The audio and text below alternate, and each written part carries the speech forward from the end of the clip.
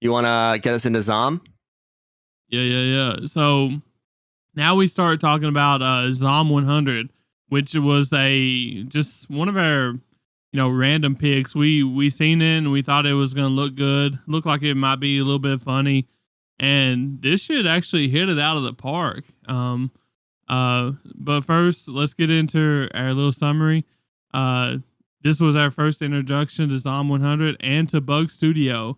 This is their first film, so they mainly focused on Akira and the work life, which was horrible, and basically about his, I guess his crush and just his work life. That was basically it. But they made this shit look so good. So they really did, man. Yeah. Yeah.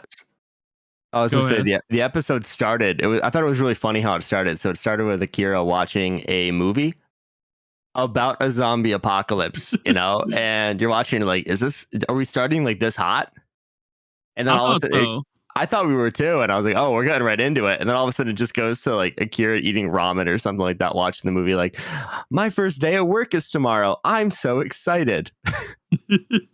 Oh no, he had been working there for years at that time. Yeah, they actually he was tired as fuck. He fell asleep watching that shit. And it zoomed out and it was like his like nasty ass apartment because he doesn't have time to clean. Oh, that's right. And then we went back in time. Yeah. And like he was like saying even then when he was watching that film or whatever it was, he was like, compared to my office, this is that would be a dream for me. I wouldn't be working. My life would be on the line, but I would not be working. I'm just gonna let y'all know, bro. Like, I wouldn't wait for a zombie apocalypse. I wouldn't be working there regardless. Fuck no, dude. Yeah, nah. I'm moving back in with my parents. I'm doing anything but that. Actually, anything but that. Yeah. So we go back in time essentially to his first day at work, and he's getting introduced to all his coworkers, and it seems really great. And after, we meet Otori, who's going to be his crush, everything else, she's kind of a babe. And he's like, oh, this girl is my type. And we're like, yeah, bro, you're going to get it. Let's go. I was happy for him. This shit's so sad. So after his first day, him and all his coworkers go out to a bar to like, drink and have dinner and, just hang out. And by the end of it, they're all pissed drunk and they're like, all right, time to go back to work. And he's like, what? What do you mean back to work? And I think he spent his first day at work was like 48 hours or something like that. Like he was just there for 2 full days. Yeah. Oh, yeah, 2 full days. I was like, what the fuck? Yeah, let me reiterate that. Like, after about 14 to 16 hours, they wouldn't let me go home still. Like, I'd went home. I wouldn't even give a fuck. Like, I literally would not care, bro. Like, I just put in a 16-hour day and y'all tell me some go back to work. Y'all act like this shit a lunch break, G? Yeah, I'll go back home. Fuck off me. Yeah. What y'all think about like his mentor or his boss? Sensei? Yeah. His boss was wild, dude, just screaming at people. And he's like, why can't you do this without making it? Why can't you make a decision on yourself? And then somebody makes a decision on their own. He's like, why the fuck didn't you talk to me about this? What are you doing? And we've all had a boss like that in our lives, man, who wants, they're like, why do you need to run this by me? This is basic. And then you don't run something by them. They're like, why didn't you run that by me? That was important. And you're like, bro, you just told me not to do that. Bro. I nah. I haven't had a boss like that, and I feel like it would be mad problems if I did. I'm generally a little outspoken if I think things are actually BS at work. And nah, you're just not gonna treat me like that. You're not gonna tell me to do something, then when I do it, you tell me not to do it. Like, that's just not gonna fly. But I fell for this, man. I've definitely worked jobs where I've had a shitty boss. It's definitely driven me away from some jobs, so I get it. But this level of disrespect was crazy. It really was. Definitely, man. And then we just follow Akira through like 3 years of work, and we find the most heartbreaking news out for our boy. Oh. There's a scene where Miss Otori brings him lunch because she saw that he worked through his lunch break. She works in accounting, and then all of a sudden she gets called into the CEO's office. And all you hear is her getting dicked down by this old dude. But she was saying no the whole time. Like I feel like that. It was fucked up. She was like, "Oh, not here. There's people right outside." And Oh then no. the Like smashing I would from have a his. hard time, just ignoring that honestly, because it felt like that she didn't want to do it. You know what I mean? Yeah. Oh, she definitely didn't. It was fucked up. I mean, that guy was a terrible person. His boss was just a terrible, terrible, terrible person. Definitely. So after that, he gets to go home and he's going to bed. He's like, I wish I wouldn't wake up. My life sucks. I hate it. And sure enough, he wakes up to the zombie apocalypse. He like falls asleep watching the news, and it's like weird things happen. People are getting bitten, and then he just passes out. Mhm. And he like comes home to find or he wakes up to find like a late parking fee for his bike.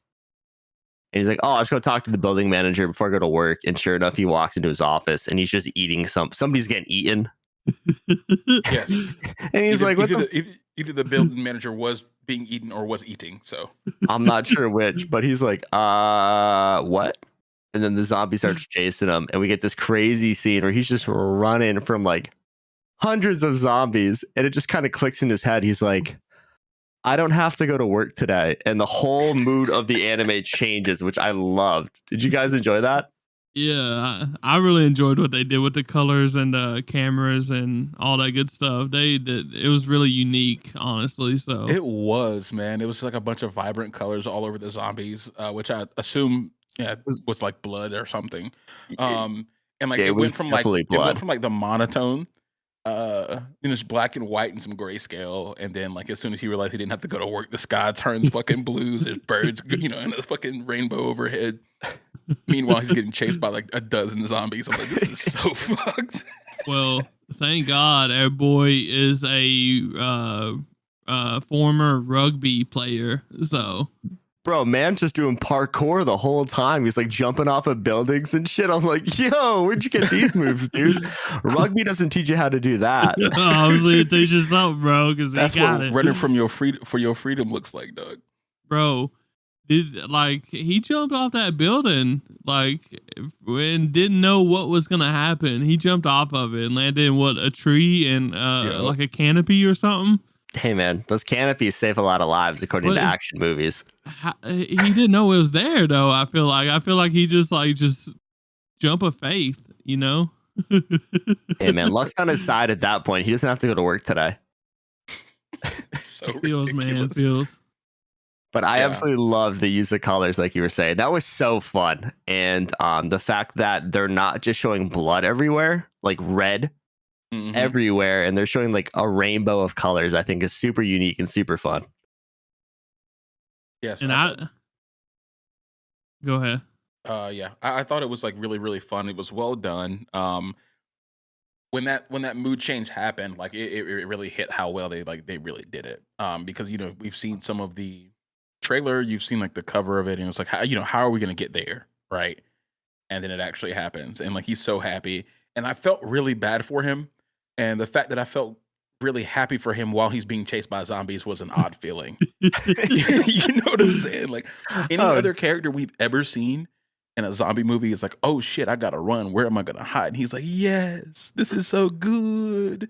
Hey, man, if I learned anything from zombie movies, you just run to the Winchester pub. Big bet. But yeah, I didn't really find anything that I disliked about this episode. I thought this was one of my favorite first episodes of this summer. So it really hit it out of the park as far as that goes. Definitely. Yeah, it was actually really good. I was surprised by how good it was. I didn't have like too many expectations of this going into this. I don't think anybody did, honestly. Yeah, and it still managed to impress me. So good job to Bug. Yeah, we'll get into Bug a little more in a little bit, but so continuing on with the episode. So after this, Akira basically decides he's going to go find, the first thing he wants to do is go find Atone and confess his love to her. So being a little creep, he finds her emergency contact info in the company registry or whatever. It was an emergency. It was an emergency. He made that point very clear. He's like, is this creepy? He's like, but it's an emergency. It just knocks on the door.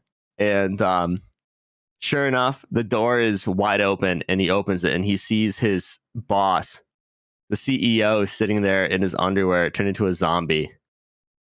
And I'm going to let Tyler explain this because I think this might be his favorite part of the episode. So this dude, he's a big dude, as we know, and he just turns around and sees Akira, and Akira's like doing his own little monologue over here about how Residing, yeah. wow. I didn't get that though. Like he's over here just talking to the zombie like it's actually comprehending what he says, and he's basically taking off his tie and throwing it away while he's saying, "I'm sorry, I'm resigning, I'm quitting right now. My life starts now." And I'm like, bro, you should have done this like 2 or 3 years ago. Like, come on now. You should have done this on the second day of work, dog. Yeah. There's a lot of companies in Japan that overwork people like this. I mean, anime studios, tech companies, they all do it. Yes. Like there's like no rules over there. I feel like everybody gets overworked. I mean, they were talking at one point, how many hours of overtime did you work? 150 unpaid. And someone's like, let me know when you get to 200. Yeah, it's wild. Like my ass ain't working any unpaid overtime. So No, thank God we live in America. Right. Yeah, that would really have me fucked up. But yeah, I mean, this does happen in some way, at some level in Japan. I've seen like documentaries on it, about how people like, even are dying from exhaustion just working office jobs, which is insane to think about. Which it can be tiring. Like, either. right. So it can get bad. But this was like I feel and hope that this was a very extreme case. I think it had to be an exaggeration, obviously.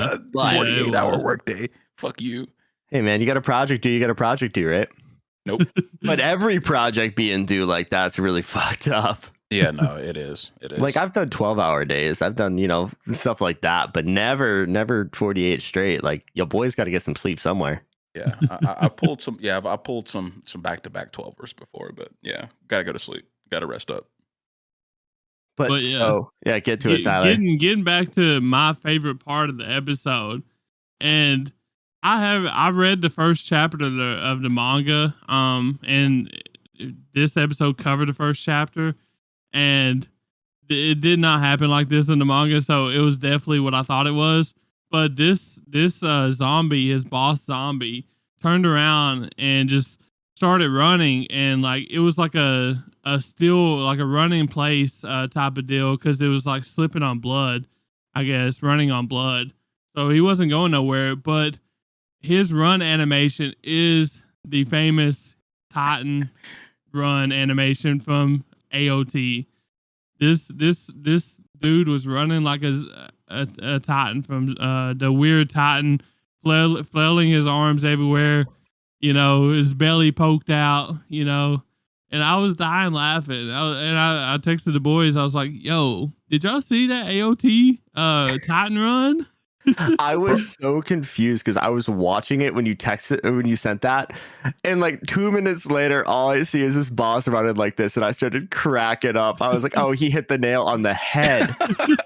And I didn't notice it, and then I had to go back and like take a look at it on my phone. I was like, "Damn, it was like pretty quick too. Like you have a good eye. I gotta hand it to you, man. I wouldn't have caught it. Oh, I mean, that shit scarred me back in the day. I ain't never seen nothing freaky like that. So."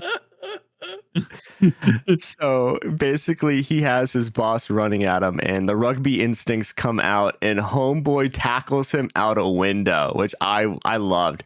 And when they did this, all of a sudden they did like a flashback to college where it's like cheerleaders and his teammates like, he scored a try, and I'm like, oh my god, this is gonna be such a stupidly funny show. It's gonna be great, dude.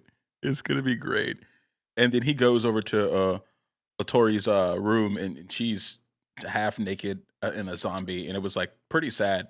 But he got over it pretty quickly and was like, I love you, and then just darts off. Yeah, man. Like, bro, you're really tripping right now, bro. It's over. You didn't have to say that. Hey, man. See ya. Yo. Yeah, man doesn't realize that zombies don't know what he's saying. So, but he keeps on talking to him. So I think he had was to do doing it for himself. Him. Yeah, he was doing it for him. He was doing it for him. And so he runs out of the apartment. He ends up getting chased by a million more zombies, hops on his bike. And the show basically ends with him going to a convenience store, having like a beer or an energy drink. I can't remember what it was. And he buys a notebook and a pen. And the episode ends with bucket 100 things I want to do before I'm turned into a zombie. So that's the premise of the show, guys. I'm really excited to see where it goes. So talking about that, he had a few things on there that made me scratch my head. And one of them was skydiving. So say the world gets taken over by zombies, right? You're not skydiving. How are you gonna skydive exactly, bro? He's gonna slowly learn how to fly a plane and then crash it into the ground. He's gonna put it on autopilot and then he's gonna jump out of the plane. Oh shit, I forgot about the scene where he goes up on the roof and the plane is crashing above him and you just see Tokyo exploding in the background. That shit was nuts. Yeah. That was actually nuts. I remember that was so cool. That was so cool. This show's gonna be great, man. I'm excited. Yeah. There was like a lot of shit that happened in this episode, and it was like all over Twitter. Like they were saying that this was the best first normal length episode that they've seen in a long time in recent anime history. So, and they may be right, you know. I could definitely agree with that. They made you really attached to Tendo / Akira. They broke our hearts in the middle of this by old girl getting smashed in the office. Made us feel really bad for him, and then they freed him. They freed my man. You think he's gonna find love though? Probably. I know, like that's got to be on his list, right? He's going to. There's a bunch of not other be a characters. virgin anymore. Hey man, that's got to be on the bucket list, right? Yeah, it's a long ass list. Why wouldn't it be on there? Number 99. Lose the V card. But Tyler, you had some real life lore about Bug Studio in this episode. Yeah, apparently, Bug Studio, they used to work for a studio OLM, which has done like Pokemon, Comey, Can't Communicate, and a couple other, like they've done like a shit ton of things, but those are the ones that are like, more popular, I guess you could say. And these guys came from Studio OLM and made their own studio called Bug Films. And it's funny because they actually made jabs at OLM, and they based Akira's workplace off of, I guess, how they felt, how they was treated at OLM, and like the little staff cards that they wear around their neck all the time. It basically looks like an OLM staff card. They just changed the name to ZLM instead of OLM. Them boys something crazy. I can't believe they're getting worked that hard to make Pokemon movies, dude. Well, the whole Pokemon show and movies. So, and then the second thing that they jabbed at him with is we see like the outside of the building of his Akira's workplace in the anime, and it is like a direct representation of what OLM Studios looks like IRL, apparently. That's fucking hilarious, man. Yeah, so these dudes at Bug Film, they left OLM and just took swings at their past bosses and their job. And I'm here for it, bro. I support it. Hey, if they feel like they was getting done dirty, fuck them. Yeah. I love Apparently it. they was. Yeah. If that was actually, hopefully it wasn't like that over there, but I mean, who knows? I mean, they've been working there for a while, if the work atmosphere is like that now, imagine what it was like, 15, 20 years ago. So True.